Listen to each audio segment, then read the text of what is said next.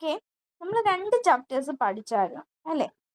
കേരള ജോഗ്രഫിയും ബന്ധപ്പെട്ട നാടറിയാമെന്നതും അതുപോലെ തന്നെ നട്ടു നനയ്ക്കാം നന്മക ചെയ്യാം. അപ്പോൾ ഈ 2 ചാപ്റ്റേഴ്സിലെ മോക്ക് ടെസ്റ്റ് നമുക്കൊന്ന് ചെയ്താലോ, കുറച്ച് ക്വസ്റ്റ്യൻ. അപ്പോൾ ഫസ്റ്റ് ക്വസ്റ്റ്യൻ, 2019 ഉരുൾപൊട്ടൽ നടന്ന കവളപ്പാറ ഏത് ജില്ലയിലാണ്? വയനാട്, പാലക്കാട്, ഇടുക്കി, മലപ്പുറം. ഏത് ജില്ലയിലാണ് കവളപ്പാറ?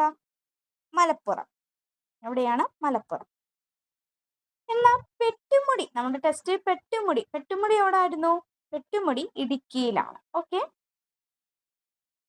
ഐക്യരാഷ്ട്ര സംഘടന ലോക മണ്ണ് സംരക്ഷണ ദിനമായി ആചരിക്കുന്നത് എന്നാണ്?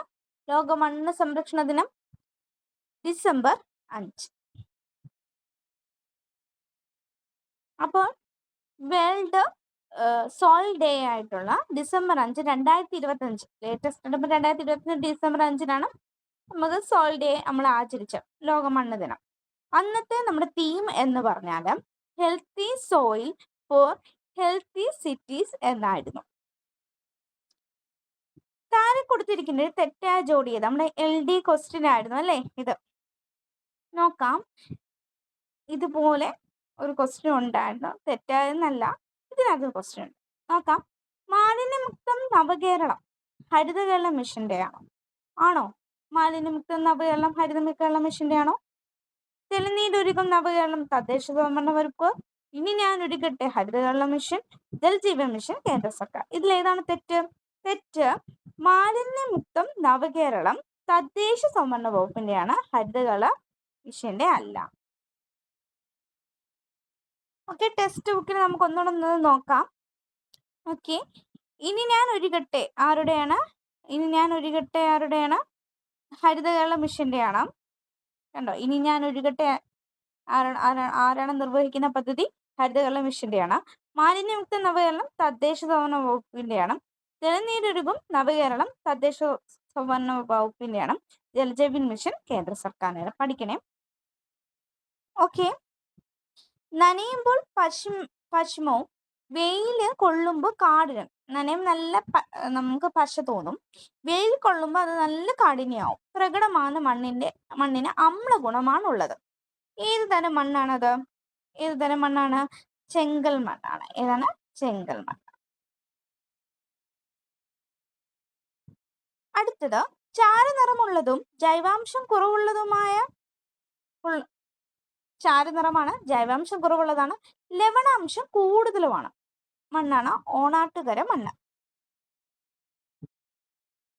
ഇനി ജലമാണ് ജീവൻ, ജീവന്റെ ജീവൻ, ജലം എൻ്റെ അമ്മയാണ്, അമൃതമാണ്, ജലമാണ് പ്രാണന്റെ പ്രാണനം, വായുവെ പ്രകൃതിക്ക് നൽകുന്ന ദൈവധാര, ജലമാണ് പൂവായി മണമായി മണ്ണിനെ പുളകമണിയിക്കുന്ന പുണ്യധാര, ജലമാണ് പുഴയായി പുണ്യതീരങ്ങളെ പുഷ്പമണികളാക്കുന്ന രതിഭാവന, ജലമാണ് നദിയായി കരകൾക്ക് കുളിരായി നിലമായി നമ്മളെ പോറ്റുമമ്മ.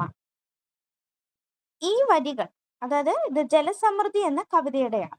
അത് ആരുടേതാണ്? ആരുടേതാണ്? Option G Sankara Kurup, B Murukan Kattakada, C MD Vasudevan Nair, D Vallathol. Answer B Murukan Kattakada. അപ്പം ജലസമൃദ്ധി എന്ന കവിത ആരുടെയാണ്? മുരുകൻ കാട്ടാക്കട. ഇനി പച്ചയാം വിരിപ്പിട്ട സഖിൻ തലവെച്ചും സ്വച്ഛാപ്തി മണ്ണത്തിട്ടാം പാദോപദാനം പൂട്ടും പള്ളി കൊണ്ടിടുന്ന നിൻ പാർശ്വത്തെ കത്തും കൊള്ളുന്നു കുമാരിയും ഗോകർണേശനും അമ്മേ എന്ന കവിത എവിടെ നിന്നുള്ള? മാതൃവന്ദനം. ഈ മാതൃവന്ദനം എന്ന കവിത രചിച്ചത് ആരാണ് രചിച്ചത്? വള്ളത്തോളാണ് രചിച്ചത്. നമ്മുടെ പുസ്തകത്തിൽ തുടങ്ങുന്ന വരികളാണിത്. ഓക്കെ, താഴെ തന്നിരിക്കുന്ന തെറ്റായ പ്രസ്താവന ഏത്?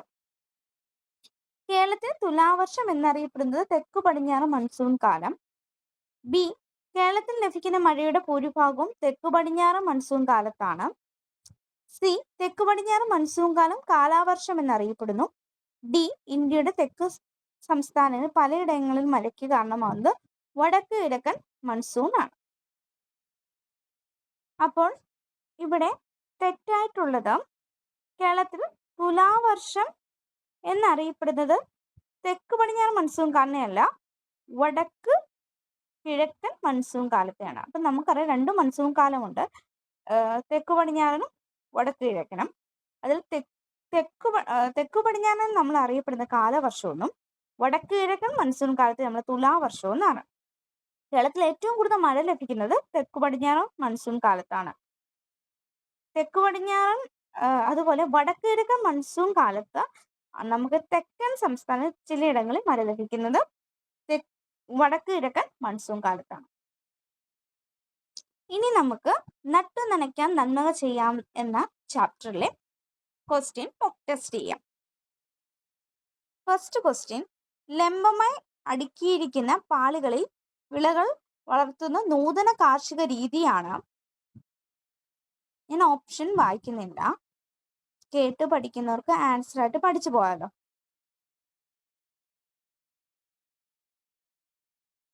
വെർട്ടിക്കൽ ഫാമിംഗ് എന്നാണ് പറയുന്നത്. ലംബമായി അടുക്കിയിരിക്കുന്ന പാളികളിൽ വിളകൾ വളർത്തുന്ന നൂതന കാർഷിക രീതിയെ നമ്മൾ വിളിക്കുന്ന പേരാണ് വെർട്ടിക്കൽ ഫാമിംഗ്. സ്ഥലപരിമിതി മറികടക്കാനുള്ള ഒരു നൂതന മാർഗമാണ് ഹൊറിസോണ്ടൽ ഫാമിംഗ്, വെർട്ടിക്കൽ ഫാമിംഗ്. ഹൊറിസോണ്ടലും വെർട്ടിക്കൽ ഫാമിംഗിനും നൺ ഓഫ് ദി എബവ്. ഏതാണ്? സ്ഥലപരിമിതി മറികടക്കാനുള്ള ഒരു നൂതന മാർഗമാണ് വെർട്ടിക്കൽ ഫാമിംഗ്. കൃത്രിമ വളങ്ങളുടെ ഉദാഹരണത്തിൽ പെടാത്തത് ഏത്? അതെ, വെർട്ടിക്കൽ ഫാമിങ്ങിനെ പറ്റി പറയുന്നുണ്ട്. ലംബമായി അടുക്കിയിരിക്കുന്ന പാളികളിൽ വിളകൾ വളർത്തുന്ന ഒരു നൂതന കാർഷിക രീതിയാണ് എന്ത്? Vertical farming. ഇപ്പം നമ്മൾ പറഞ്ഞ കൃത്രിമ വളമാണ്. കൃത്രിമ വളങ്ങൾ ഏതൊക്കെയെന്നാണ് പറയുന്നത്? Ammonium phosphate, urea, ammonium sulphate. Ammonium phosphate, urea, ammonium sulphate. അപ്പോൾ ഏതാണ് പെടാത്തത്? അസോസ്പൈറിലുമാണ് പെടാത്തത്. റൈസോബിയം, മൈക്രോ റൈസോബിയം എന്നിവ ഡാഷ് ആണ്. ഓക്കെ, റൈസോബിയം, അസോസ്പൈറിലം, മൈക്രോപ്ലാസ്മ എന്നിവ എന്താണെന്നാണ് പറയുന്നത്? ജീവാണു വളമാണ്. ജീവാണു വളമാണ്. ഓക്കെ, ജീവാണു വളത്തിന് എക്സാമ്പിൾ ആണ്. ഓക്കെ അല്ലേ? മാക്രോ ന്യൂട്രിയൻസുകളിൽ പെടാത്തത് ഏത്? അപ്പം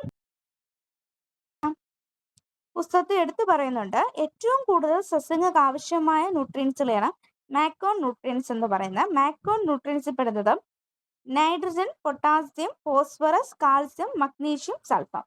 nitrogen, potassium, phosphorus, calcium, magnesium, sulphur. ഇപ്പം നൈട്രജന്, potassium, phosphorus, calcium, magnesium, sulphur. അപ്പോൾ പൊട്ടാസ്യം വേണം, ഫോസ്ഫറസ് വേണം, മഗ്നീഷ്യം വേണം. ക്ലോറിൻ നമുക്ക് കൂടിയ അളവ്. സസ്യങ്ങൾക്ക് കുറഞ്ഞ അളവിൽ മാത്രം ആവശ്യമുള്ള മൂലകം അല്ലാത്തത് ഏത്? ഇരുമ്പ്, നിക്കൽ, മഗ്നീഷ്യം, ക്ലോറിൻ.